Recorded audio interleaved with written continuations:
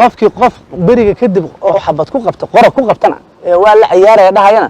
waa soo xirey isku dadil waaye maxkamadiyaha joogtaan u yeer wala saara qoragu ujeedo leeyahay oo qaranku ugu tala galay oo leedin dhibay waa dhiirigelin iyo kala amar qaadasho oo gudoomiyaha maxkamadda ciidamada qalabka sida qaybta Galmudug uu la hortaagan yahay cutub ciidan oo ka tirsan ciidanka xoogga dalka Soomaaliyeed gaar ahaan qaybta Galmudug gacantaadu hadaysan aaminayn hana qeyn anaga hadaysan gacantaadu aaminayn oodan adigu qof aamin oo dawlad lagu aamini kara aan ahayn qaran kala xaqayaanin mas'uuliyiinta wax ku dhiibtan xaqayaanin ilaalinta sharciga iyo hantida ummadda Soomaaliyeed ayaa loo xil saaray ciidanka xoogga dalka oo ah kuwa inta badan ku sugan gobolada dalka Galmudugna ay ka mid tahay meelaha ay ku sugan yihiin ciidankan in adiga raacsiisid amar way taliyahaagu inuu ku amro way xabadaada qorga in raacsiis qofkii aad aragto marka askar badan ayaa horay dilal kala duwan ugu geysatay dad shacab ah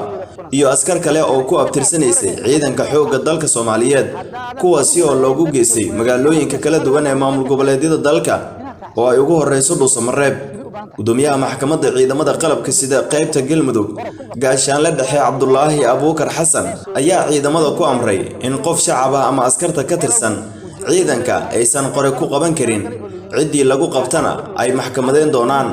kan aad wadatiin qasnadaha ku jiro hubka ku jiro in qoriga la raaciyo maayno amara lagu raaciyo xabad askari kasta intiiska sii jeesto qorigiisa marka abgareysanayo mar raacsanayo jabhad maahina dawladanahay dawladnimadu waxa waaye marka waa amar xabada qoriga in adiga raacsiisid amar way taliyahaagu inuu ku amro waaye xabadaada qoriga in raacsiisid qofkii aad aragto marka in xabado ugu jirto oodan amrin waa soo xirey maxkamadana waa noo yeelay xukuna saarina wax kale iska dhaaf qoriga in xabada la raacsiisto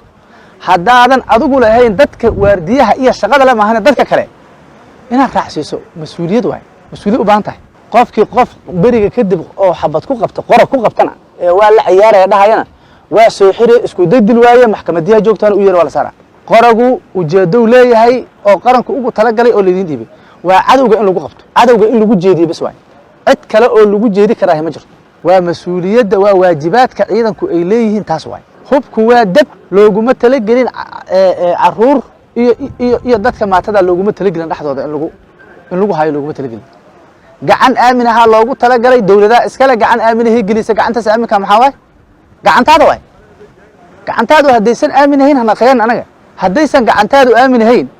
oodan adigu qof aamin oo dawlad lagu aamini kara aan ahayn qaran kala xaqayaanin mas'uuliyiinta wax ku dhiibtan xaqayaanin dhinaca kale gudoomiyaha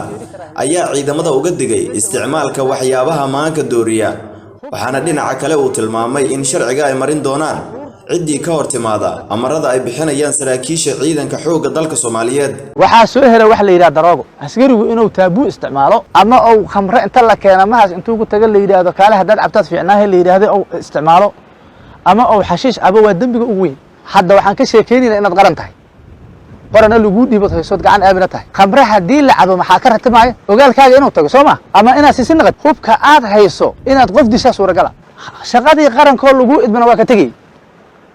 maan dooriye maskaxdaada si kale u wada naqaymo